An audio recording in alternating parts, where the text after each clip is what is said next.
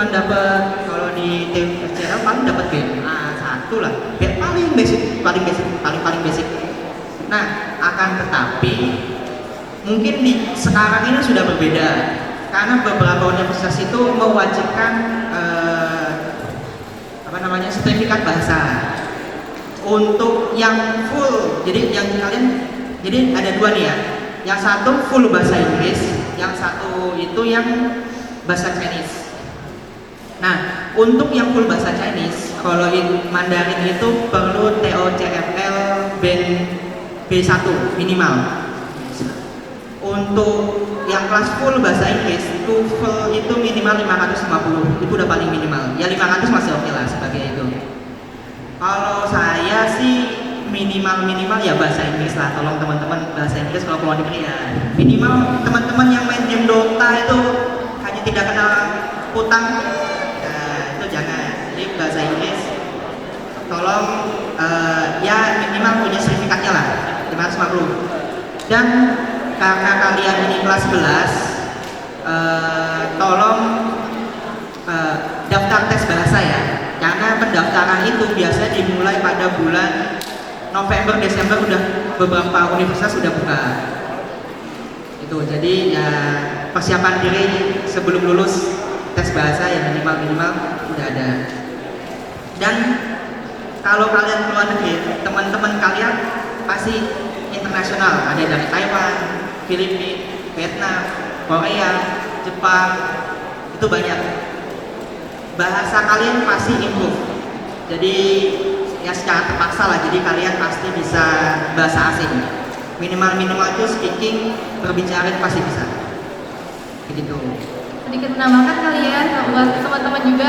Jadi kalian gak usah takut gitu yang sekarang dalam hati kalian merasa kayak, waduh Mandarin gua gak bisa, Inggris gua juga jeblok, mana mungkin gua keluar negeri. Itu gak usah takut, beneran. Niat, yang penting ada niat. Niat dulu. Betul. Kita kesana itu bukan karena kita jago, kita kesana itu untuk kita belajar gitu. Jadi yang penting ada niat, nyampe di sana baru kita mulai belajar, itu juga it's okay gitu. Yang penting kalian ada niat buat gimana sih caranya gue bisa nyampe sana gitu. Ini berlaku untuk semua negara ya. Jadi kalian walaupun mau ke UK, Kanada atau Austria segala macam, ya beranikan dulu daftar. Kalau udah daftar, kalian udah keterima, diskusi lagi sama orang tua baiknya kayak gimana. Kalau orang tua mendukung, pergi coba keluar negeri, sensasinya beda. Bahkan ada yang teman-teman aku nih POV ya, yang dulunya di Indonesia itu sebenarnya nggak terlalu rajin-rajin banget, tapi selama di sana itu berubah jadi rajin karena mereka merasa kayak wah sekarang gue udah di sini nih, gue harus effort nih. Karena kalau misalnya nggak effort gitu, ya mau gimana lagi, masa mau balik ke Indonesia kan sayang gitu. Jadi kalian yang penting harus punya niat dulu gimana kalian mau ke sana ya nggak sih. Oke, gitu ya teman-teman. Pada intinya kita harus punya niat dulu, nggak usah mikir aneh-aneh, nggak usah mikir takut ketolak. Apalagi tadi yang tadi bilang juga, kuliah di luar negeri itu beda banget sama mungkin yang tadi udah ditunjukin kayak sejelek-jeleknya yang di luar negeri mungkin bisa jadi sama dengan universitas terbagus di Indonesia ya. Betul banget. Nah jadi gak ada kata terlambat ya buat teman-teman yang kelas 10, kelas 11, jadi harus terus semangat. Kita langsung next ke pertanyaan kedua nggak sih? Oke. Nah kan tadi kita udah bahas bisa masuk ke universitas luar negeri nih. Nah tapi pasti ada lah kesulitannya. Jadi kita mau nanya nih, apa sih kesulitan kuliah di luar negeri? Dan kan masih ada perbedaan budaya nih antara Indonesia dan juga Taiwan. Jadi bagaimana cara kalian bersosialisasi di sana? Ya, kebetulan kami berdua Muslim, jadi salah satu pantangan yang paling ribet lah ya, depannya itu jangan makan babi. Nah itu sulit, itu kita itu harus bertanya ke bosnya dulu, ini mengandung babi atau enggak. Nah itu kalau untuk kita. Untuk yang non Muslim itu mudah makan di sana. Di semua restoran itu ya kayak warteg di sini aja saya. Itu mudah, akan tetapi rasanya itu amburadul untuk pertama kali makan masakan Taiwan. Berarti beda ya Oh, rasanya. beda banget rasanya. Kalau dari kita, iya benar banget apa yang tadi udah Kak Dika jelasin itu benar-benar betul. Dan ditambah lagi, kakak itu punya pengalaman. Pas pertama kali datang, itu kan kita Mandarinnya itu masih dasar banget ya. Jadi kakak duduk tuh sama kayak kalian juga di bawah. Terus dosennya di atas, lagi ngajar. Nah, dosennya itu ngomong A sampai Z pakai bahasa Mandarin. PPT-nya Mandarin semua. Di akhir kelas dia nanya, ada pertanyaan nggak? Itu Kak Jess itu mau angkat tangan, tapi minta tolong dijelasin dari awal sampai akhir pakai bahasa Inggris. Jadi karena PPT yang berhubung pakai bahasa Mandarin dan saya pertama kali lihat Mandarin full setiap hari, otomatis pakai Google Translate. Tuh, ya Google Translate, Lego itu wajib. Jadi itu sih POV kesan-kesan selama di sana. Tapi lama-kelamaan kita jadi tahu, oh gini ya guru cara ngajarnya. Terus cara tackle untuk solving masalah itu setiap selesai kelas, Kak Jess itu nyari dosennya, terus minta tolong dijelasin lagi atau boleh nggak dikasih PPT dalam bentuk bahasa Inggrisnya gitu. Oh, berarti dosen di situ juga nggak yang galak-galak amat ya, yang nggak mau ngasih. Oh enggak, kita kan kebetulan pas awal masuk kan Mandarin belum terlalu bagus, terutama saya. Itu guru itu memberikan kemudahan, jadi kalau saat presentasi itu kita bisa pakai bahasa Inggris dan isi presentasi bisa pakai bahasa Inggris. Tapi ini tergantung guru, ada guru yang kasih, ada guru yang nggak kasih. Jadi kalau nggak kasih ya kamu kayak tes Mandarin, hafalin apa yang kamu omong, ya udah kamu presentasikan itu. Betul. Jadi ini tergantung guru ya jadinya. Terima kasih. Nah kan ini ya. Berarti Jessica mau nambahin? Tapi aku tambahin ya, kalian gak usah takut, kita semua bisa. Maksudnya kita ada buktinya nih, kita berdua bisa solving problem ini, jadi kalian juga pasti bisa. Ya kuncinya itu teman kalian ya. Teman kalian itu mau bantu atau enggak? Kalau teman kalian nggak mau bantu dan kalian hanya tertutup, nggak mau berteman sama orang lain, kuliah dimanapun nggak akan bisa lulus semuanya. Karena kuliah itu udah bukan kayak SMA, itu mereka individual. Kalian berantem, cuma dimasukin kelas 30 orang, kalian berantem, rebutan nilai segala macam, presentasi. Kalau kalian nggak bikin presentasi, kalian ditendang. Udah, kalian nggak akan dimasukkan ke dalam grup seperti itu. Jadi kalian yang rajin, terus punya temen itu wajib. Kalau nggak punya teman, kalian akan merasa sendiri di sana. Begitu. Nah, ini kan dari yang kurang bisa ya bahasa Mandarin atau bahasa lainnya nih, kira-kira aku mau nanya deh buat Kak Andika sama Kak Jessica itu punya jangka waktu berapa lama sih sampai bisa fasih dalam belajar dalam berbahasa? Kalau fasih ya nggak fasih-fasih banget lah. Kadang kita juga ada miss ya, Jess ya. Kadang kan kita dibentuk dari lingkungan bukan dari sekolah. Jadi terkadang teman kita itu yang membantu kita untuk meralat. Kadang ada teman yang jago Mandarin itu meralat kita, seperti speakingnya salah, nadanya salah, itu membantu. Tuh kalau bahasa Inggrisnya ya, oh kalau bahasa Inggris teman-teman, grammar itu nggak penting ya. Saat ngobrol sama teman itu grammar itu nggak penting. Jadi kalian cuman asal bahasa Inggris, you know I know lah, anggapannya yes yes no no, mereka masih ngerti. Cuma saat mengerjakan tugas atau presentasi di depan itu grammar digunakan. Dan grammar itu kan pasti dites juga kan pas lagi ujian license, ujian sertifikat, itu tetap kepake ya, itu tetap kepake. Tapi daily life-nya nggak kepake.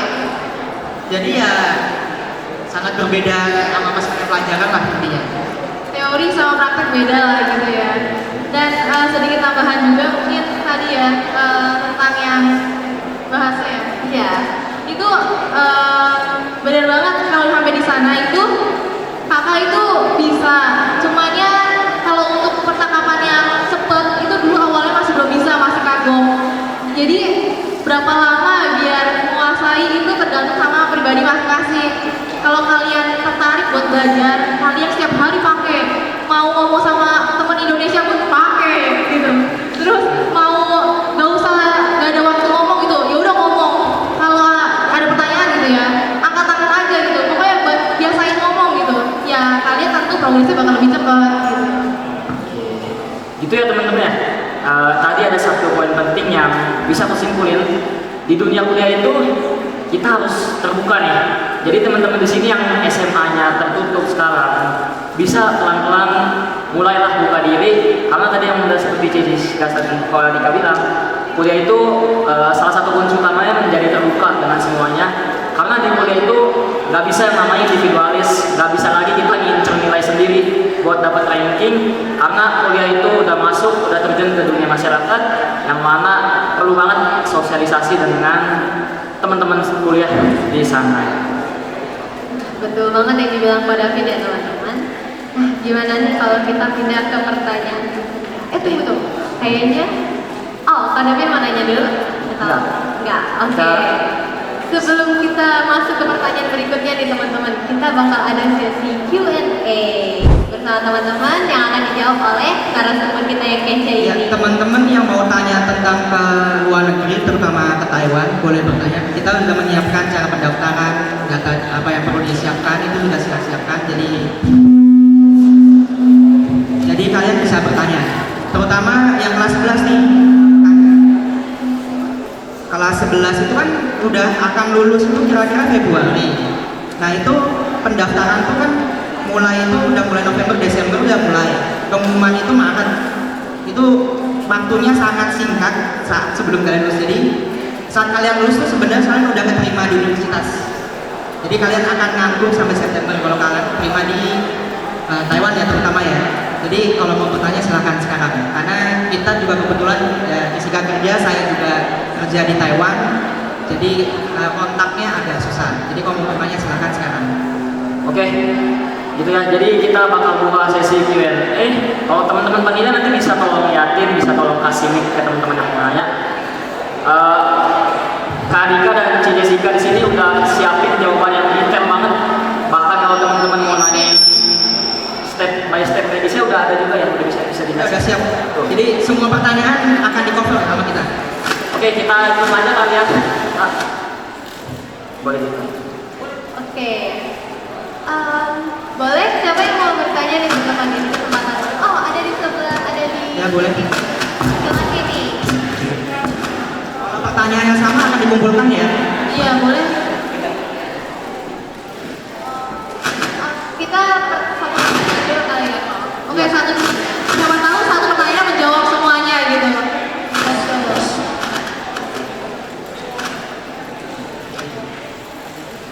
Yes.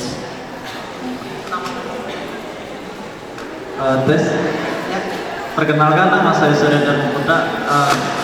Di beberapa informasi tentang beasiswa di Taiwan, gitu kan. Misalnya Universitas Tsinghua atau Cengkung kayak. Saya nggak dapat informasi yang beasiswanya full 100% yang kayak Seci University kayak gitu. Yang saya dapat itu di semester pertama atau tahun pertama itu harus pakai uang dari kita sendiri. Saya mau tanya informasinya kayak gitu, maksudnya benar atau enggak yang kayak gitu, dan ada nggak cara yang kayak tahankan beasiswanya itu, ada tips-tipsnya nggak kayak gitu? Oke, aku ngerti pertanyaan kamu. Langsung jawab aja ya, biar bisa satu. Jadi di Taiwan itu ada beberapa, tolong yang bagian belakang kasih yang beasiswa yang bukan ini kuliah sambil kerja, bukan yang ini. Siapa saya jawab aja langsung ya. Di Taiwan itu memang ada beasiswa seperti itu. Jadi modelnya itu subsidi. Jadi kalian bayar dulu 100%, misalnya 60.000, kalian bayar dulu sekitar 60.000, nanti akan dikembalikan. Itu iya. Nah, untuk beasiswa dari universitas itu dibagi menjadi 3. Satu full funded, jadi semua itu di cover, kecuali asuransi ya. Asuransi Taiwan itu nggak di cover.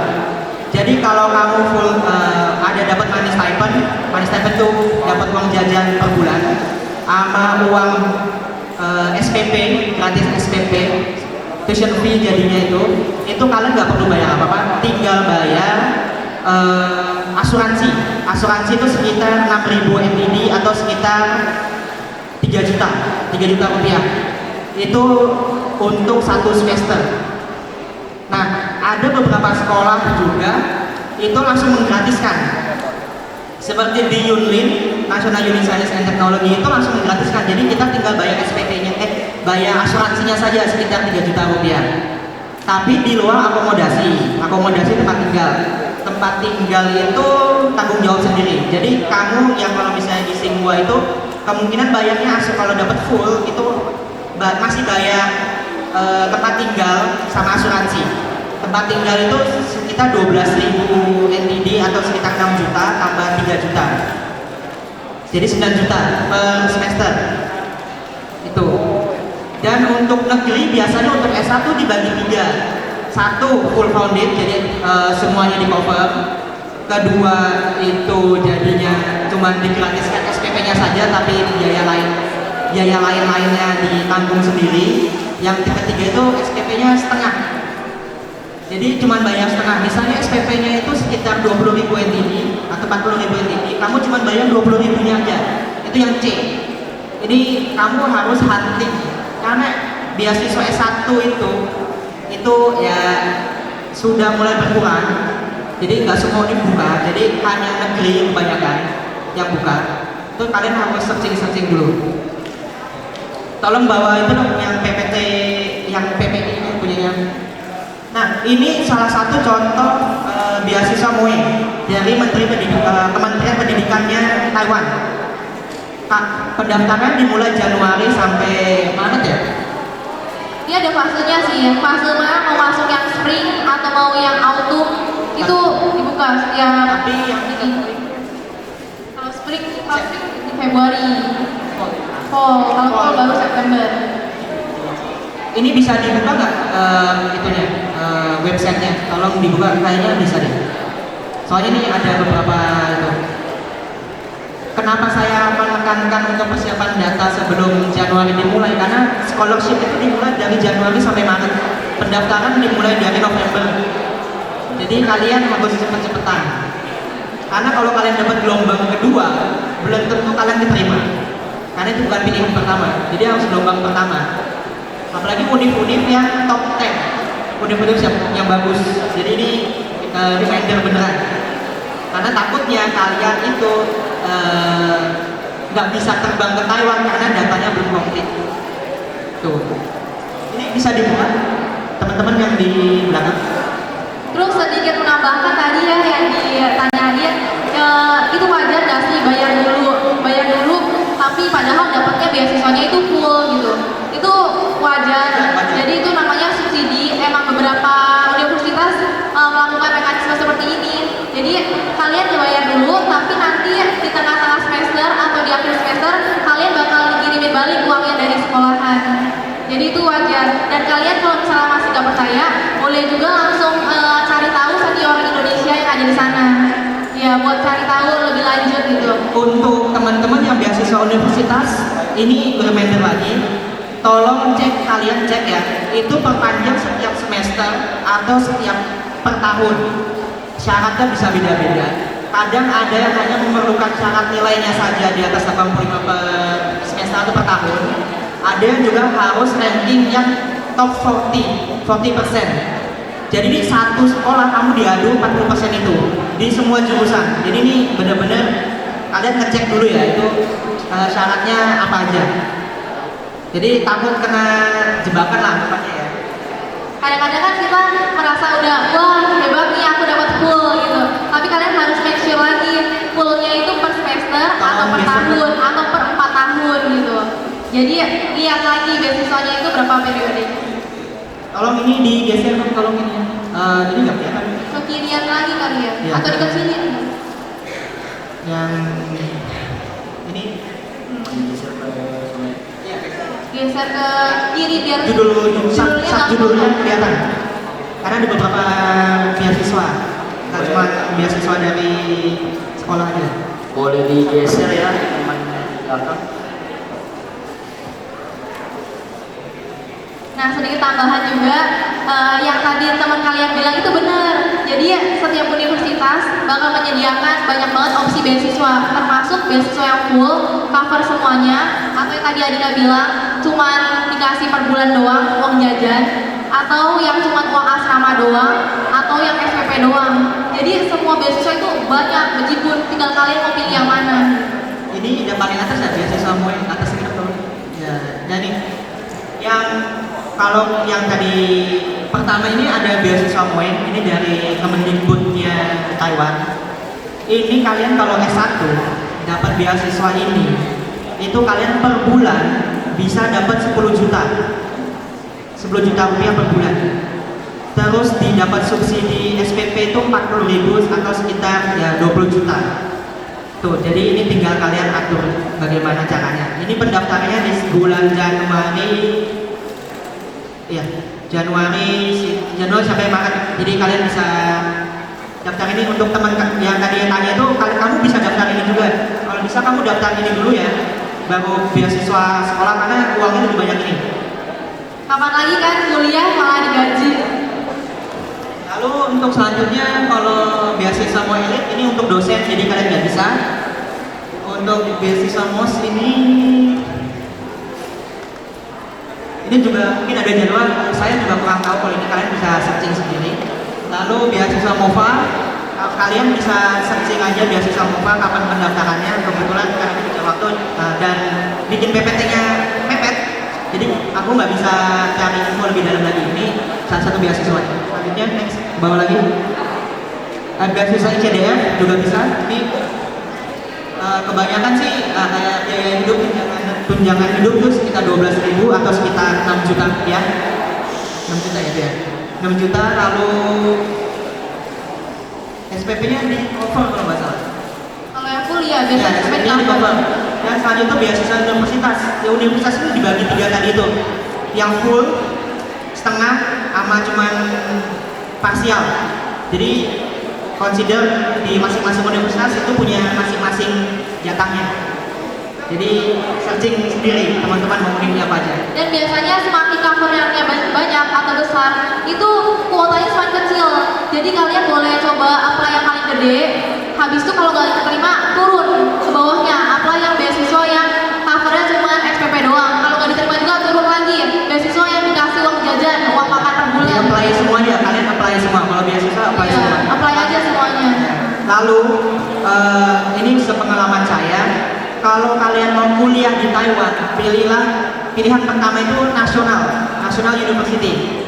Karena beasiswanya itu kebanyakan uangnya besar di universitas nasional, apapun bentuk nasionalnya. Swasta itu karena ini berdasarkan research.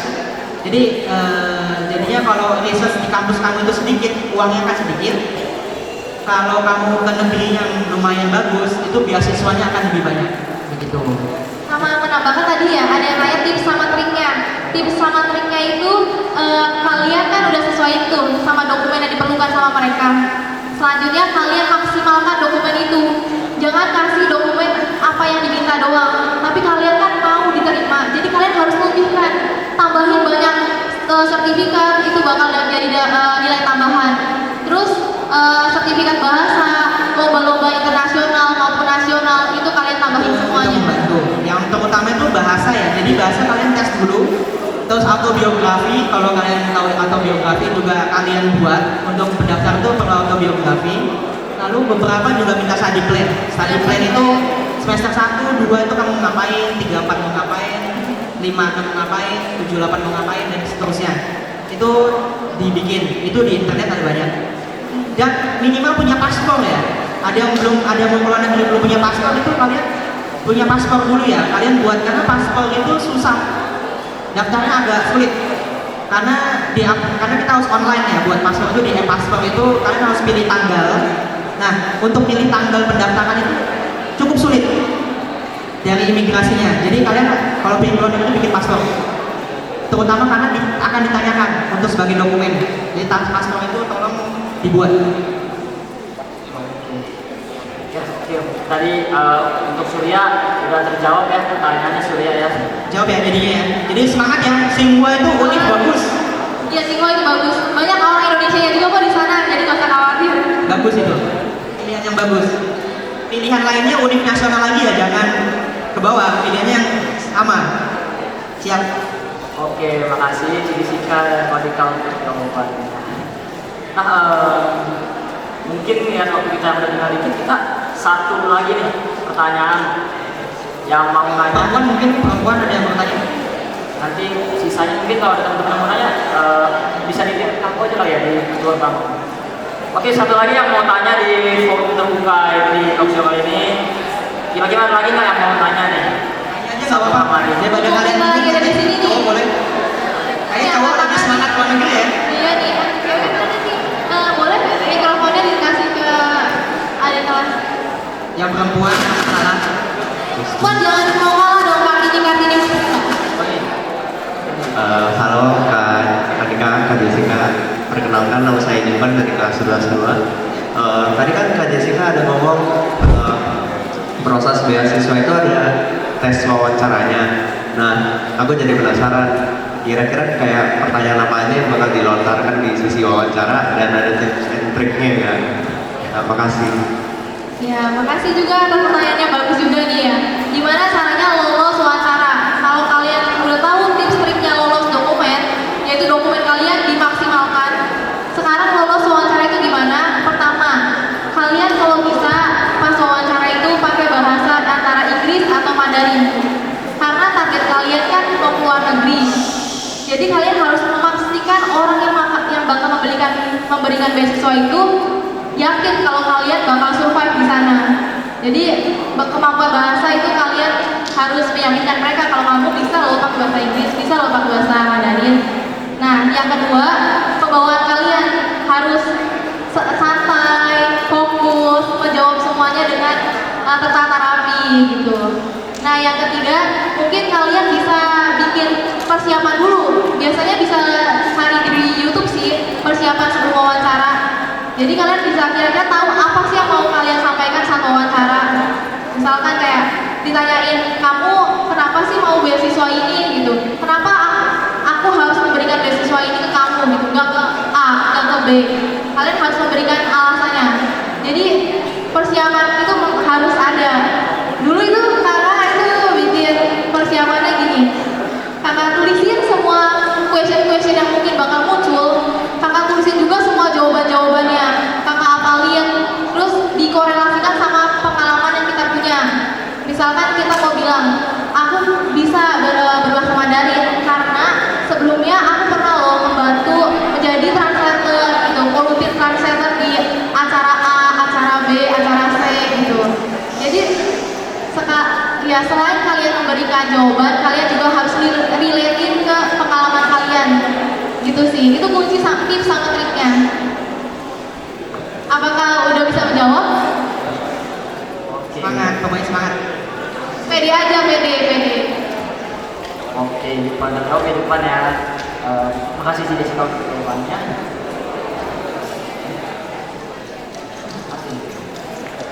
Nah, kira-kira kita masih ada waktu buat satu pertanyaan lagi kali ya buat perempuan. Kita masih punya waktu? Masih? Hah? Masih. Masih nggak? Udah selesai katanya. Kita masih punya 5 menit. Oke. Oke, berarti kita langsung ke pertanyaan ini aja kali ya. Kita ya untuk teman-teman semua nggak kerasa nih. Jadi waktu kita ini untuk sesi talk show ini udah habis ya. Sekian aja kita mungkin cukup singkat ya waktunya dari Jessica sama Adika. Mungkin juga teman-teman sini kalau masih banyak Kalau ada yang mau bertanya mungkin langsung ketemu nanti bisa nitipin pertanyaan ya ke anak-anak OSIS. Nanti kita bisa ngobrol lagi di backstage atau di mana. Dan nanti pertanyaan kalian pastinya kita bakal bantu jawabin. Karena waktu untuk sesi talk show kita ini habis. Dan terakhir nih untuk Jessica dan Adika sebagai penutup mungkin boleh dong kasih kita closing statement atau quotes itu untuk menyemangatin teman-teman semua di sini. Ya, nih quotes buat kalian ya teman-teman. Kakak yakin kalian dalam hatinya itu ada secercik kepengen rasanya kuliah di luar negeri, bener gak? Jadi buktikan itu, niatkan itu dan buat itu jadi terwujud nyata, gitu aja sih. itu dari saya. Kalau dari Kak Anissa, Kalau dari saya, kalau ada niat jalani saja, semua ada jalannya, walaupun itu masih abu-abu, terobos saja, karena itu hal yang baru pertama kali kalian lakukan, takut itu aja. Jadi kalau masih ragu, jalani, saya jalan keluar, itu saja. kakak semuanya. Nah, menginspirasi banget guys ini teman-teman. Baiklah, terima kasih banyak ya Kak Andika dan Jessica yang udah mau hadir bersama kita di tengah kesibukannya nih. Nah, udah mau ngasih sharing-sharing juga ya tentunya. Pokoknya pasti sharing Kak Andika dan Jessica pasti berguna banget buat kita semua. Benar banget nih. Teman-teman semua kita bisa kasih khusus sekali lagi untuk Jessica dan Kak Andika atas perjalanan ini. Terima kasih sekali lagi Jessica, Kak Andika. Sekarang kita mau undang Jessica dan Kak Andika untuk berdiri dan kita juga undang teman-teman semua untuk bangkit berdiri yuk. Kita sama-sama ucapin mengantar buat narasumber kita yang udah keren banget hari ini. Semua teman-teman semua tangannya bisa jari ya. 1, 2, 3. Oke.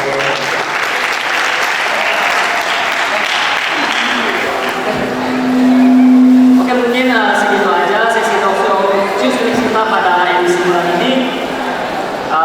Pada Kak Rika dan Jessica kami persilakan untuk teman-teman terlebih dahulu.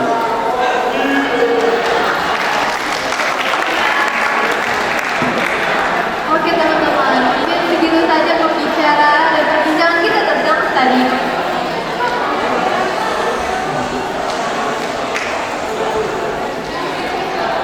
Oke teman-teman, jadi mungkin segitu aja ya perbincangan kita. Maaf banget nih mungkin waktu kita singkat karena teman-teman semua di sini pastinya kan juga mau pulang ya. Dan posisi tadi kita juga punya kesibukan masing-masing. Yaudah, mungkin segitu aja dari aku David. Kami selaku